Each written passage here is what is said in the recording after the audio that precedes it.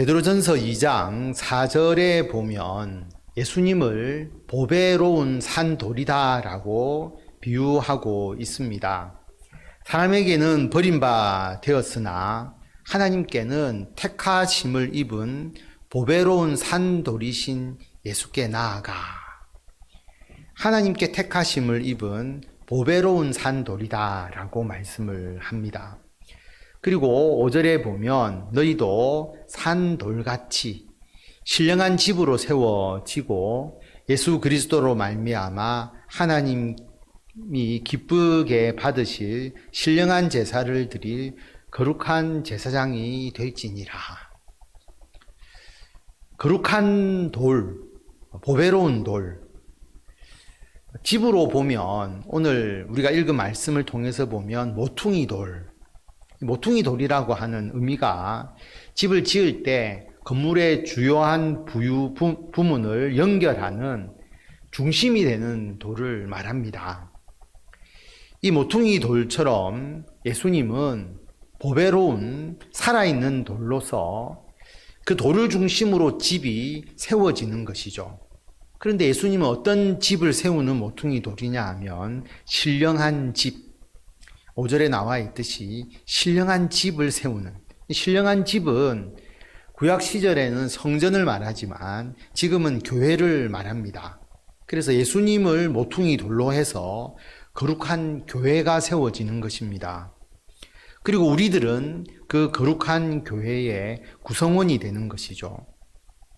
그래서 우리가 예수님이 모퉁이 돌이라고 본다면, 일종의 건축 개념으로 본다면 우리는 그 건물의 벽돌이나 각종 자재가 되겠죠. 재료가 될 겁니다. 그래서 모퉁이 돌을 중심으로 해서 우리가 벽돌과 자재가 되어서 건물을 지어가는 것이죠. 그리고 우리가 예수님을 머리로 하고 또 우리가 지체가 되어서, 이것은 하나의 육체, 몸으로 비유한 거죠. 예수님은 머리가 되시고 우리는 각 지체가 되어서 거룩한 몸을 세워나가는 것. 그래서 모두가 비유지만 핵심적인 건 뭐냐 하면 예수님을 중심으로 해서 우리가 교회를 구성하고 교회를 이룬다라고 하는 말씀입니다. 교회라고 하는 것이 이런 건물이 교회가 아니잖아요. 이건 교회당, 예배당이고, 교회는 거룩한 성도들의 모임입니다. 예수님을 믿는 성도들의 모임이 교회입니다. 그래서 우리는 예수님을 중심으로 거룩한 교회를 세워나가고 그 교회에서 우리가 무엇을 합니까? 하나님을 예배하고 하나님을 섬기고, 예배와 섬김을 행하니까 제사장의 역할을 행하는 것이지 않습니까? 우리가 그 제사장의 역할을 감당하고 있습니다. 이러한 내용은 갑자기 생겨난 개념이 아니라 오늘 말씀을 통해서 보면 구약 성경에서 이미 말씀하고 있다라고 하는 겁니다. 그래서 베드로 전서에서는 구약 성경의 3가지의 성경 구절을 오늘 인용하고 있습니다. 6절에 보면 성경에 기록되었으되, 구약 성경을 말하죠. 특별히 이사야서 28장 16절 말씀을 인용을 합니다. 보라, 내가 택한 보배로운 모퉁이 돌을 시온에 두노니 그를 믿는 자는 부끄러움을 당하지 아니하리라 하였으니, 모퉁이 돌이 어디에 두어졌느냐 하면 시온, 예루살렘. 시온이라고 하는 것은 하나님의 도성을 상징하잖아요.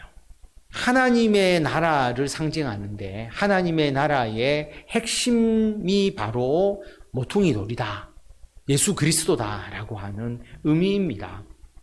그래서 하나님께서 그 보배로운 모퉁이 돌 예수 그리스도를 하나님의 나라, 시온이라고 상징하는 하나님의 나라에 두었다라고 하는 겁니다.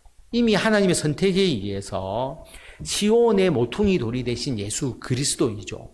그러므로 그를 믿는 자는 부끄러움을 당하지 아니할 것이다.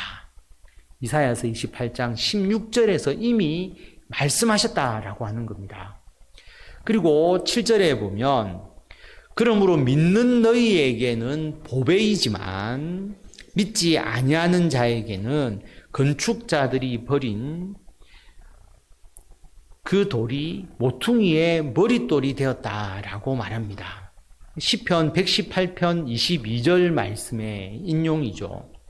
예수님을 믿는 자들에게는 이 모퉁이 돌이 보배와 같은 존재이지만 예수님을 믿지 아니하는 자들은 건축자들이 쓸모없다고 생각해서 버린 돌과 같다라고 하는 겁니다. 그 버린 돌을 모퉁이 돌로 귀하게 새로운 건물을 짓는 중심적인 돌로서 하나님께서 택하시고 사용하셨다라고 하는 의미입니다. 그래서 예수님을 믿는 사람과 믿지 않는 사람들, 이 모퉁이 돌에 대한 개념이 완전히 달라지게 되는 거죠.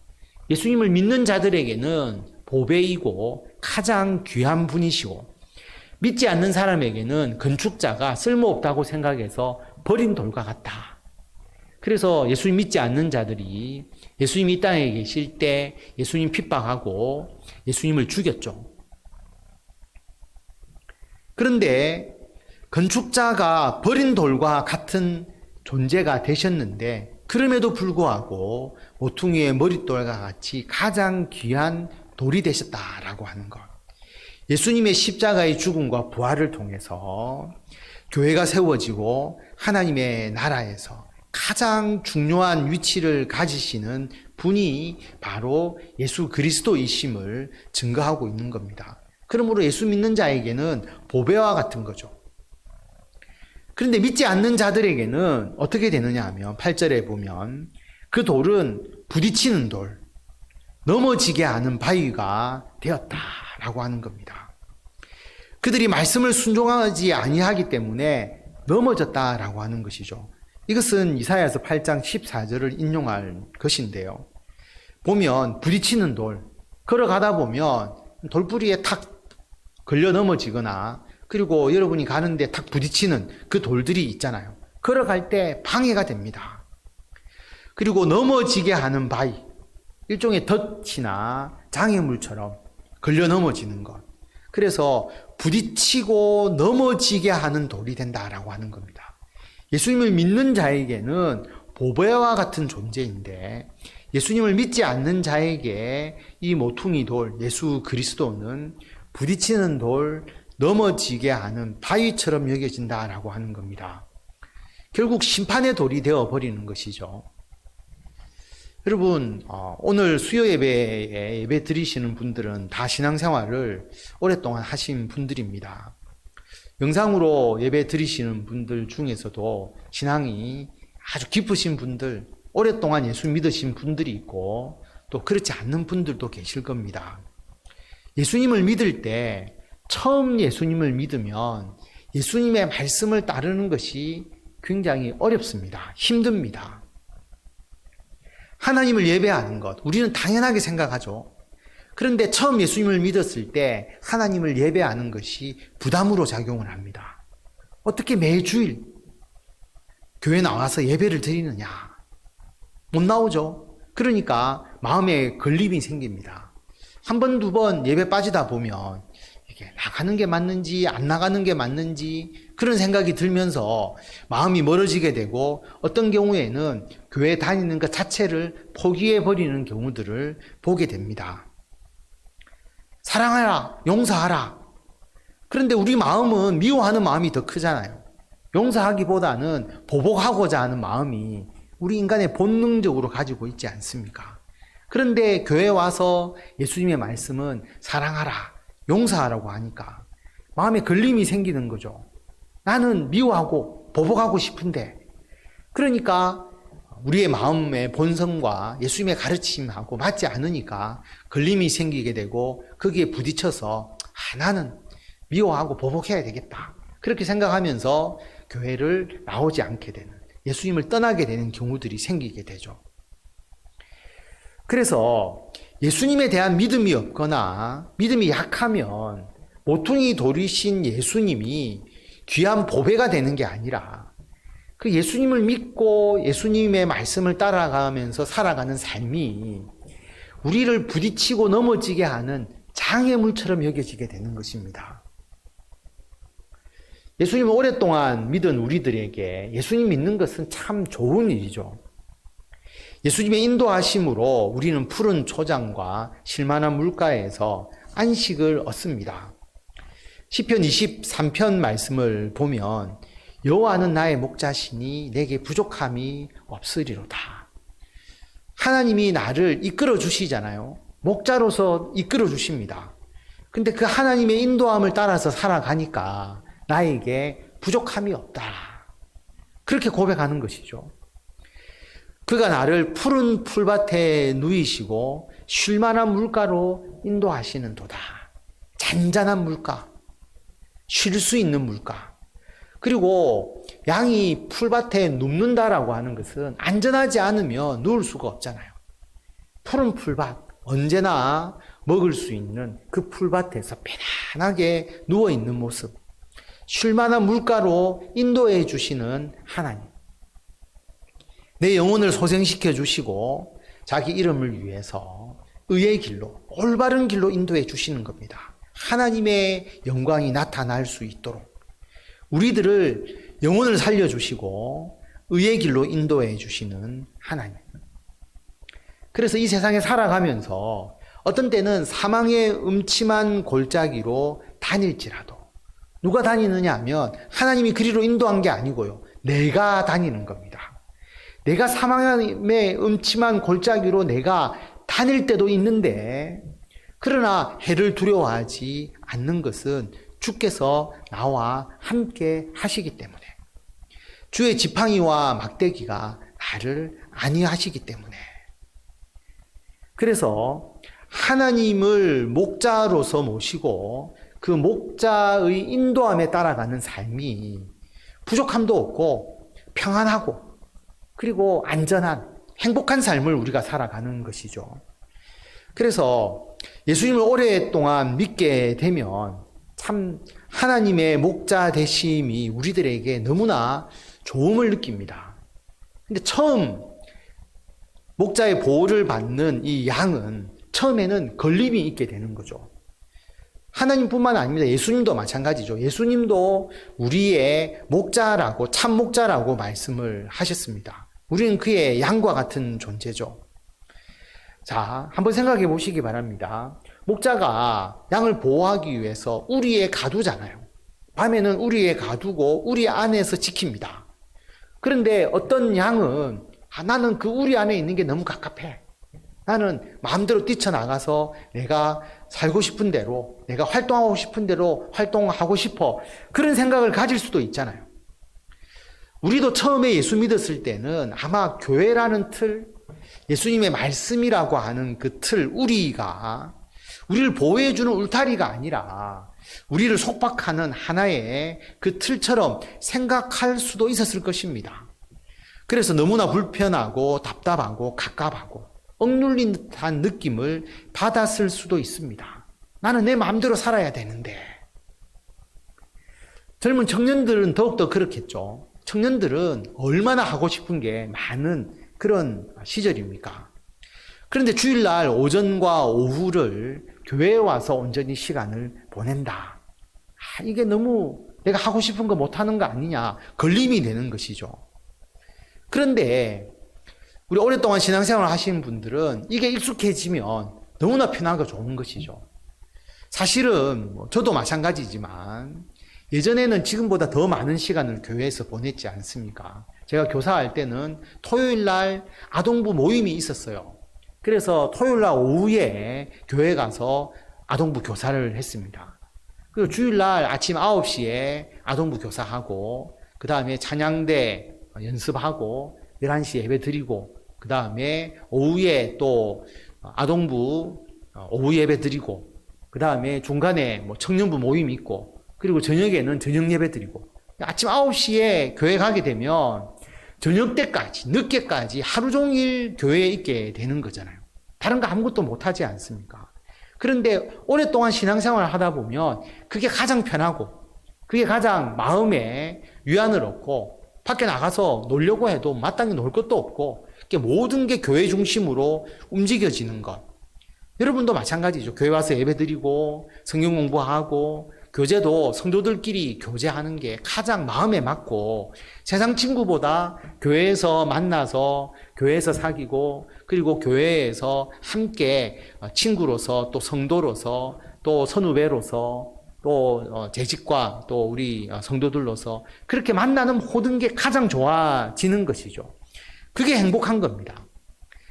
하나님을 목자로 하고 예수 그리스도를 목자로 해서 살아가는 삶이 너무나 행복이고 기쁨이고 영광이 되는 것이죠. 그게 모퉁이 돌과 같은 겁니다. 예수님을 중심으로 세워나가서 신령한 집을 만들어 나가는 거죠. 거룩한 교회를 만들어 나가는 겁니다. 그런데 예수님을 믿지 않는 자들에게는 그 모든 삶이 처음에는 걸림이 되는 거죠. 부딪히는 돌이 되고 걸려 넘어지게 하는 것이 되어버리는 겁니다. 그러나 그게 올바른 길이 아니라 예수님과 하나님을 목자로서 예수님과 하나님의 뜻에 따라서 살아가는 삶이 너무나 복된 삶이고 하나님께서 인정하시고 하나님께서 은총을 주시는 삶이다라고 하는 거죠. 그런 신분을 우리가 가지게 됩니다. 그래서 오늘 말씀 9절에 보면 예수님을 믿는 우리들의 신분적인 특성을 4가지로 이야기를 하고 있습니다. 택하신 족속, 그리고 왕같은 제사장, 거룩한 나라, 하나님의 소유가 된 백성. 우리의 신분적 특성 4가지죠. 먼저 택하신 족속이다라고 말씀을 합니다. 유대인들은 아브라함의 혈통을 이어받았으니까, 자기들이 아브라함의 후손들이니까 우리가 택함을 받았다, 그렇게 말합니다. 유대인들이 생각하는 택함은 혈통에 의해서 택함을 받았다고 이야기를 하는 거죠. 혈통에 의해서 택함의 유무가 결정되는 것이라고 주장을 합니다. 그러나 하나님이 어떤 혈통을 택하시고 그 혈통만 하나님의 백성이 되는 것은 절대로 아니죠. 예수님을 믿는 자들, 하나님의 택함을 받은 족속입니다. 우리는 하나님의 택하심으로 하나님의 자녀가 되었죠. 그리고 하나님의 백성으로서 교회를 이루어 갑니다. 이 교회의 모임이 영적 이스라엘이죠. 이제는 혈통이 아니라 예수 그리스도의 십자가의 대속을 믿는 자들, 그 믿음으로서 하나님의 택함을 받고 하나님의 거룩한 영적 이스라엘을 이루어가는 겁니다. 택하신 족속이죠, 우리가. 그리고 왕같은 제사장입니다. 이 말은 왕이고 제사장이다 이렇게 생각하시면 쉽게 이해가 될 수가 있습니다. 근데 우리가 어떻게 왕이죠? 우리가 어떻게 제사장입니까? 원래 왕과 선지자 그리고 제사장, 우리가 잘 알듯이 기름 부음을 받는 자들이잖아요. 그래서 메시아, 그리스도라고 하는 것은 왕이고 선지자고 제사장인 특성을 다 가지고 계시잖아요. 예수님은 왕이시고 제사장이시고 선지자시고 그리스도 메시아시지 않습니까? 기름 부음을 받으신 분입니다. 사실 우리가 왕이라고 할 수가 없죠. 어떻게 감히. 우리가 과연 거룩한 제사장이라고 할 수가 있습니까? 우리는 거기에 들어갈 수가 없습니다. 그런데 예수님이 왕이시고 선지자시고 제사장이신데 우리는 예수님과 함께 하지 않습니까? 대제사장이신 예수님께서 우리들의 모든 죄를 다 사하시고 예수님이 대제사장도 되시고 그리고 제물도 되셔서 우리들의 죄를 구원해 주셨습니다. 그래서 우리가 하나님께로 나아갈 수 있는 길을 열어주셨잖아요. 근데 우리는 그 예수님을 믿고 그 예수님과 함께 하지 않습니까? 하나님을 예배하고 하나님께로 우리가 예수님을 힘입어서 같이 나아갑니다. 그러니까 예수님은 큰 대제사장, 우리는 예수님과 함께하는 제사장, 하나님을 예배하고 하나님을 섬기는 자로서 우리가 그 역할을 감당하는 것이죠. 우리는 왕이 아닙니다. 예수님이 왕으로서 다스리시고 통치하십니다. 그런데 예수님의 제자들, 예수님 믿는 사람들은 예수님과 더불어서 이 땅을 함께 다스리거든요. 예수님과 함께 이 땅을 통치하거든요. 그러므로 우리도 왕의 역할을 예수님 때문에 감당하는 겁니다. 그래서 우리는 왕 같은 제사장입니다. 이 땅을 예수님과 함께 다스리고 예수님을 통해서 우리가 하나님을 예배하니까 왕 같은 제사장입니다. 그리고 우리는 거룩한 나라이죠. 제가 여러 번 말씀드렸지만 거룩이라고 하는 것은 우리가 행동을 조심하게 하고 우리가 죄를 안 짓고 그런 거룩이 아니고, 거룩이라는 것은 하나님 앞에 구별된 것이라고 말씀을 드렸죠. 하나님께 온전히 드려지기 위해서 구별되고 따로 선택되어진 것이 거룩입니다. 우리가 예수님을 믿고 거룩하게 되었잖아요. 그리고 우리들이 모여서 거룩한 하나님의 나라를 이룹니다. 여러분, 우리가 지금 거룩한 하나님의 나라를 이루고 있는 거죠. 예수 믿고 우리 모두가 거룩해졌습니다. 우리는 오직 예수님만을 예배하고 예수님만을 섬기잖아요. 구별된 존재입니다. 그리고 해운대 소정교회를 통해서 같이 모여서 신앙생활을 하면서 우리가 거룩한 나라를 이루어 나가는 것이고요. 우리 교회만 거룩한 나라가 아니라 예수 그리스도를 구주로 믿고 고백하는 그 모든 이 땅의 교회들, 우리나라 교회뿐만 아니라 전 세계에 흩어진 교회들이 다 연결되어서 거룩한 나라를 이루어 나가는 겁니다. 예수 그리스도, 삼위일체 되신 하나님을 믿고 그리고 예수 그리스도가 구주임을 고백하는 모든 교회가 연결되어서 거룩한 나라가 되는 것이죠. 그래서 나라라고 하는 것은 영토가 있고 국민이 있고 주권이 있어야 되는 거잖아요. 하나님께서 통치하시고 하나님의 주권이 성취되고 하나님의 백성으로서 우리들이 있는 곳, 하나님의 나라입니다. 우리가 하나님의 나라를 이루어 나가는 거죠. 그래서 우리가 거룩한 나라입니다. 그리고 그 나라 가운데 있는 하나님의 소유된 백성이죠. 우리가 거룩한 나라를 이룰 뿐만 아니라 우리가 거기에 속해 있는 거룩한 백성, 시민권을 가진 시민이 되는 것입니다. 그래서 9절에 보면 너희는 택하신 족속이고 왕같은 제사장이고 거룩한 나라고 하나님의 소유가 된 백성이다라고 우리를 그렇게 우리에게 특권을 주신 그 이유, 특권을 우리에게 주셨다. 이러한 특권을, 4가지의 특권을 우리에게 주셨다라고 말씀하고 있습니다. 왜 우리에게 이 특권을 주셨느냐? 이 특권이 우리에게 무거운 게 아니고요. 앞에서 이야기했지만 푸른 초장과 실만한 물가로 우리를 인도해 주시는 겁니다. 이 사명이 너무나 좋은 거예요. 너무나 평안하고 행복하고 부족함이 없는 그런 은총을 우리들에게 주신 게 되는 겁니다. 왜 우리에게 이것을 주셨느냐? 9절 말씀을 한 번 더 우리가 다 같이 읽도록 하겠습니다. 그러나 너희는 택하신 족속이요 왕같은 제사장들이요 거룩한 나라요 그의 소유가 된 백성이니 이는 너희를 어두운 데서 불러내어 그의 귀한 빛에 들어가게 하신 이의 아름다운 덕을 선포하게 하려 하심이라. 아멘. 왜 우리에게 이 좋은 특권을 주셨느냐?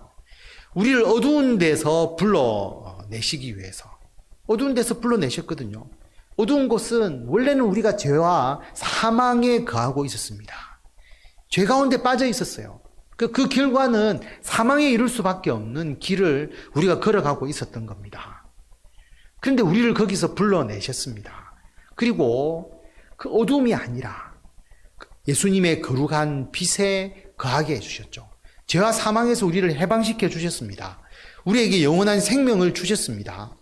얼마나 복되고 좋은 것입니까? 죄라고 하는 것은 처음엔 좋을지 모르지만 우리 인간은 죄에 대해서 반드시 죄책감을 가지게 되어 있습니다. 죄가 우리들의 심령을 변들게 하거든요. 죄를 짓고 또 짓게 되면 그 영혼이 견뎌낼 수가 없습니다. 결국은 파멸에 이르게 됩니다. 그리고 죄로 인해서 사망의 길을 걸어간다고 생각할 때 앞이 얼마나 캄캄하겠습니까? 미래도 없고요. 희망도 없고 그 삶에 기쁨이 있을 수가 없습니다.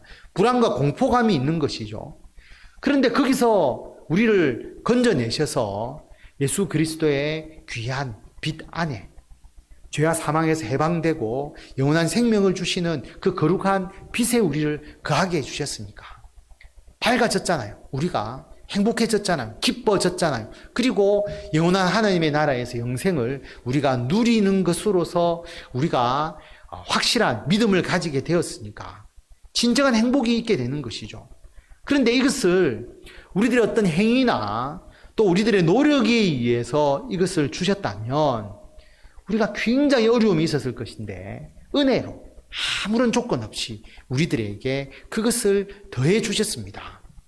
아름다운 은총을 우리들에게 베풀어 주셨죠. 그것을 너희들 증거하라고 우리에게 이런 은혜를 더해 주신 겁니다. TV에 보면 광고가 많이 나오잖아요. 광고가 참 큰 효과가 있거든요. 광고를 보고 잘 사시는지 모르겠는데 저는 경제학을 전공해서 그런지 별로 광고에 현혹되지 않습니다. 광고를 본다고 해서 제가 사는 것도 아니고요. 제가 보고 판단해서 필요하면 사고, 정보 차원에서 관심을 가질지 모르지만 광고를 보고 혹해서 사고 하는 경우는 별로 없습니다. 그런데 대부분의 사람들은 광고에 넘어가는 경우들이 굉장히 많죠. 어떻게 알 수 있느냐 하면 모든 게 광고지 않습니까? TV에서도 광고하죠. 유튜브를 봐도 광고를 하죠. 블로그를 보도 밑에 광고가 있죠. 그 광고 수익이 큰 거 아닙니까? 그 말은 판매자의 입장에서 봐서는 유튜브에 광고를 올리든 페이스북에 올리든 어쨌든 광고를 자꾸 내보내면 매출이 올라가니까 돈을 지불해서라도 광고를 실는 것 아닙니까? 그래서 자신들의 제품을 선전하는 그 광고가 상당히 영향력이 있다고 볼 수가 있습니다. 근데 그 광고는 좀 일방적이잖아요. 자기들이 광고를 찍어서 일방적인 홍보를 하는 것이죠. 그런데 아직 써보지 않은 것, 완전히 신제품은 그렇게 해서 광고로 효과를 내기가 참 어렵습니다. 그래서 어떻게 해보냐 하면 시범적으로 써보십시오. 샘플도 주고 그 다음에 체험을 하고 경험담을 이제 올리도록 그렇게 많이 하죠. 그래서 보면 블로그 같은 데 보면 그 제품을 만든 기업에서 파워 블로그에게 일부러 제품을 보내줍니다. 그래서 써본 그 경험담을 올리도록 하고요. 그리고 여러분 그 홈쇼핑이나 또 인터넷 쇼핑이나 스마트폰으로 쇼핑하다 보면 댓글로서 사용자의 그 후기를 꼭 기록하게 하잖아요. 그래서 좋은 이야기 적어주면 이제 뭐 포인트도 더 주고 그래서 긍정적으로. 왜냐하면 그 소비자의 경험과 반응이 큰 영향력을 미치고요. 광고보다 오히려 쓰고 난 사용한 사람들의 그 사용자 후기와 그 평이 훨씬 더 중요한 요소를 이제 영향을 주는 거죠. 제품 판매에.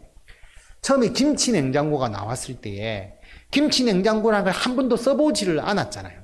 그냥 냉장고만 있다가 처음으로 김치 냉장고라는 것을 만들었을 때 이걸 광고한다고 해서 사람들이 쉽게 그것을 와닿을 수 있을까요? 그래서 처음에 어떻게 했느냐 하면 김치 냉장고가 생소하니까 김치 냉장고를 주부들에게 그냥 무료로 줬습니다. 사용해봐라. 써보니까 너무 좋은 거예요. 그래서 입소문이 나서 김치 냉장고라고 하는 새로운 시장이 열려지게 된 것이거든요. 그런 식으로 많이 합니다. 써보도록 하는 것. 여러분, 예수님을 믿고 구원을 얻는 것, 예수 믿고 구원 얻는다라고 하는 것을 우리가 아무리 말로 설명을 해도 쉽게 이해할 수 있을까요?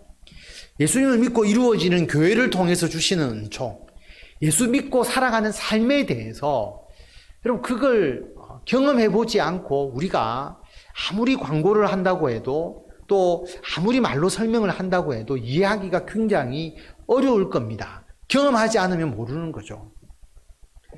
그래서 먼저 경험한 사람이 야, 내가 이거 써보니까 좋더라. 다시 말하면 예수 믿고 이렇게 살아가니까 이런 좋은 점이 있더라. 이런 은혜가 있고 이런 은총이 있고 이런 행복이 있더라 라고 하는 것을 증거하는 것이 중요한 겁니다. 우리 모두가 예수님을 오래 믿었으니까 여러분이 파워 블로그로서 자신의 예수 믿고 난 이후의 삶을 블로그에 올리는 것이고요. 아니면 사용자 후기를 쓰는 것이고요. 그래서 써보니까 이렇더라 라고 여러분이 구매 평가를 해주는 것과 같다라고 하는 거죠. 별점도 부여하고 거기에다가 댓글로서 써주고 어떤 경우에는 여러분이 사진을 첨부해서 또는 영상을 첨부해서 이것을 더욱더 설명해주고 그 반응을 보면서 아 이렇구나 그러면 나도 한번 이렇게 생각하는 것이죠. 이게 전도입니다. 이것을 위해서 하나님께서는 예수님께서는 우리들을 하나님의 거룩한 백성으로서 그리고 하나님께서 우리들을 택하셔서 하나님의 뜻을 따라서 행할 수 있도록 우리를 택하신 족속, 왕같은 제사장, 거룩한 나라, 그리고 하나님의 소유된 백성으로 삼아주신 겁니다. 그게 우리들에게 진정한 행복이 되거든요. 살아가면 이게 가장 좋고 가장 행복하고 가장 기쁘다라고 하는 겁니다.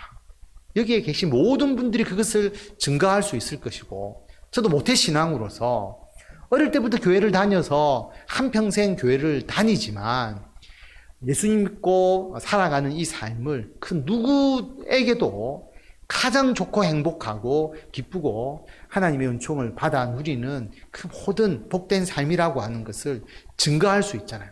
그래서 우리가 그것을 선포해야 합니다. 선포. 드러내야 됩니다. 널리 널리 알려야 한다라고 하는 것이, 알려야 된다라고 하는 것입니다.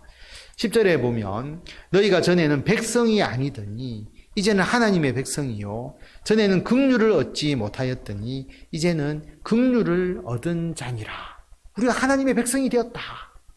우리가 긍휼을 얻었다. 내가 노력해서 된 게 아니라 그냥 선물로서 우리가 받은 것이다.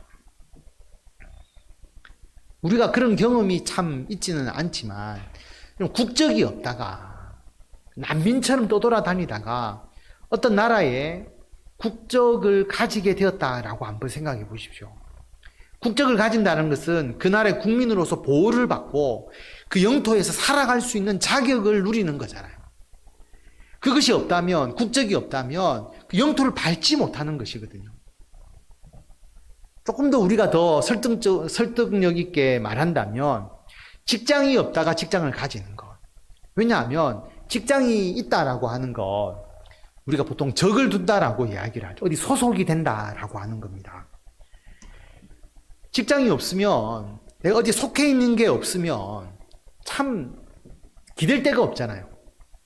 사람이 어디에 딱 소속이 되어서 뭔가를 해야 거기에서 우리가 어떤 의미를 누리죠. 가족도 마찬가지잖아요. 가정이라고 하는 하나의 틀이 있어야 되는데 나중에 연로하셔서 가족들도 없고 혼자 되신 분들, 직장도 없고, 그리고 어디에 말 붙일 데도 없고 혼자 있는 분들, 요즘 고독사, 이게 굉장히 사회적 이슈가 되지 않습니까? 사람이 어디 적을 두고 있지 않다라고 하는 것은 굉장한 어려움이 있습니다. 그런데 우리가 하나님의 백성이 아니다가 하나님의 백성으로서 하나님의 나라의 소속으로 우리가 어디에 적을 두게 되는, 하나님의 나라에 우리가 시민권을 가지게 되는 것, 엄청난 혜택이 되지 않습니까? 근데 그게 돈을 주고 산 것도 아니고 시험 친 것도 아니고 예수님의 십자가의 대속으로 선물을 받은 것이니까 더더욱 기뻐하고 우리가 더욱더 선포하고 그것을 드러내어야 합니다. 이것이 우리의 사명입니다. 오늘 말씀, 모퉁이 돌이신 예수님을 중심으로 우리가 거룩한 교회, 하나님의 나라를 이루어 갑니다. 우리에게는 참으로 보배스러운 것이죠. 그러나 예수님을 안 믿는 사람은 그것이 거치고 부딪히고 넘어지는 것이 되어버립니다. 우리에게 하나님은 4가지의 특권을 주셨죠. 택하신 족속, 왕같은 제사장, 거룩한 나라, 하나님의 소유된 백성이 되게 하셨습니다. 우리를 죄에서 해방시켜 주시고 빛 가운데서 행복하게 은총을 누리면서 기쁨으로 살아갈 수 있도록 해 주셨습니다. 우리는 이것을 먼저 경험했습니다. 널리 선포하고 증거하고 드러내어야 합니다. 이 사명을 잘 감당하시는 성도 여러분이 되시기를 바랍니다.